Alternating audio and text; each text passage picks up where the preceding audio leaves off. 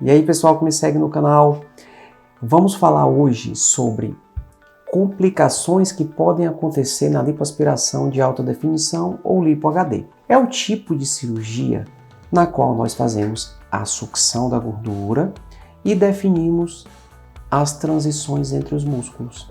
Vamos enumerar algumas delas. As pessoas têm muito medo das cirurgias por pensar que as complicações são muito frequentes. Não são tão frequentes, mas elas devem ser respeitadas. Lembremos, em primeiro lugar, as fibroses e as irregularidades. São complicações que podem acontecer, sim. Quando que acontece isso?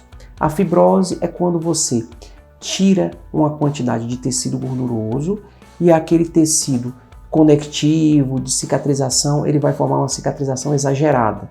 É como se fosse um queloide por baixo da pele, que faz com que tudo fique grudado. E isso gera, de certa forma, um prejuízo estético, porque a sua percepção vai ser de irregularidades, vai ser de uma barriga grudada. Como que evitamos a fibrose?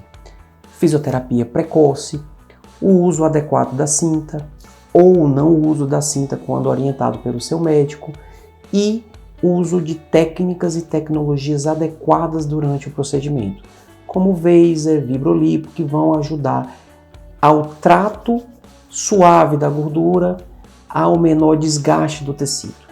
Quais são as outras complicações que podem acontecer?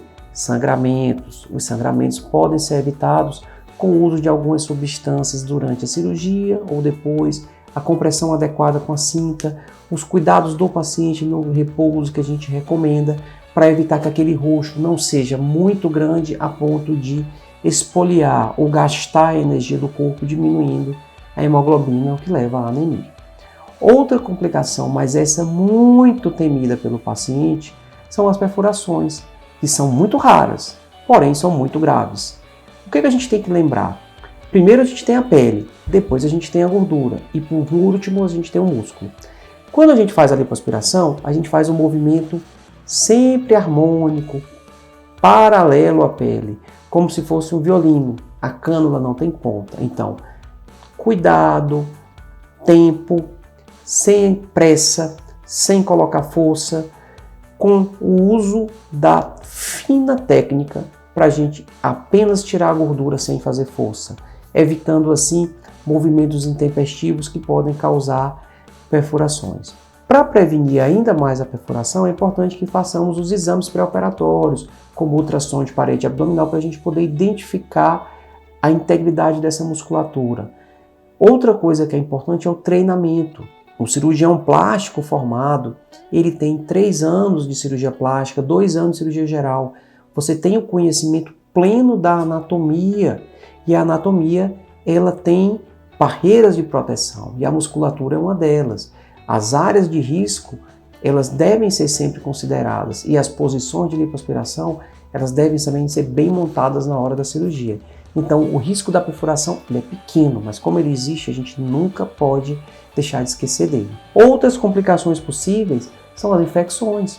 Raro, mas pode acontecer. Porque toda vez que você faz uma cirurgia que está perto da pele, essa pele tem as bactérias próprias dela, que chama de colonização.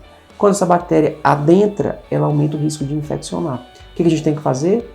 Medidas de proteção, asepsia, fazer a cirurgia num ambiente adequado, hospitalar de preferência, fazer o uso do antibiótico tanto durante a anestesia de prevenção como no pós-operatório e orientar o paciente que qualquer sinais de vermelhidão ou sinais outros ele deve informar o médico para que a gente possa fazer o cuidado adequado.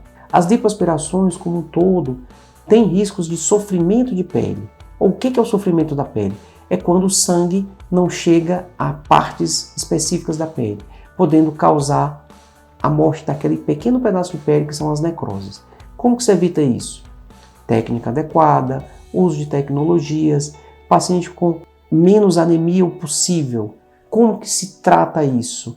Com utilização de câmaras hiperbáricas, tecnologias de LED, algumas medicações. Mas tudo passa por uma boa informação, por um bom contato médico-paciente para que se possa agir no tempo oportuno e o quanto antes. Lógico que eu tenho que frisar sempre, pelo quesito complicação, elas acontecem, elas podem acontecer.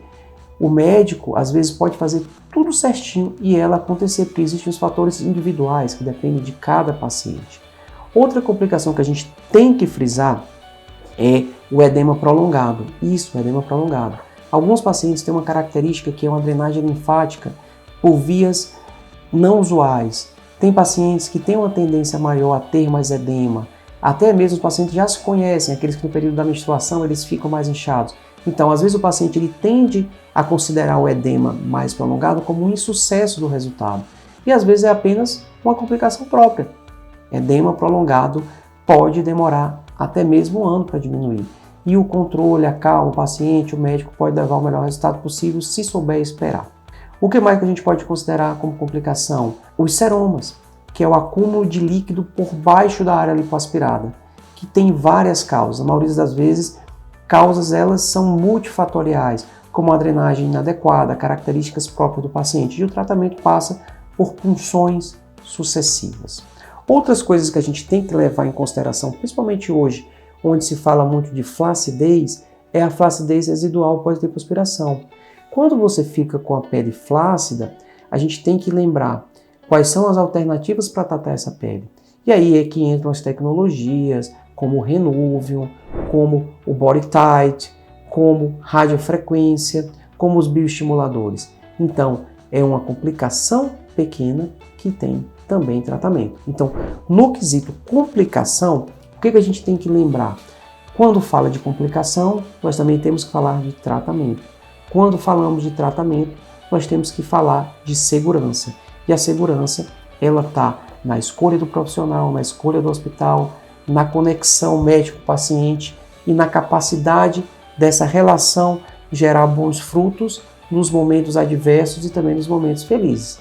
Acredito ter explicado tudo sobre possíveis complicações e tentar alertá-las para que, no momento da complicação, procure o seu médico, junte-se a ele, passe por ele as informações e entenda o controle que ele vai pedir para você ter. É isso aí, pessoal. Obrigado, siga a gente no canal.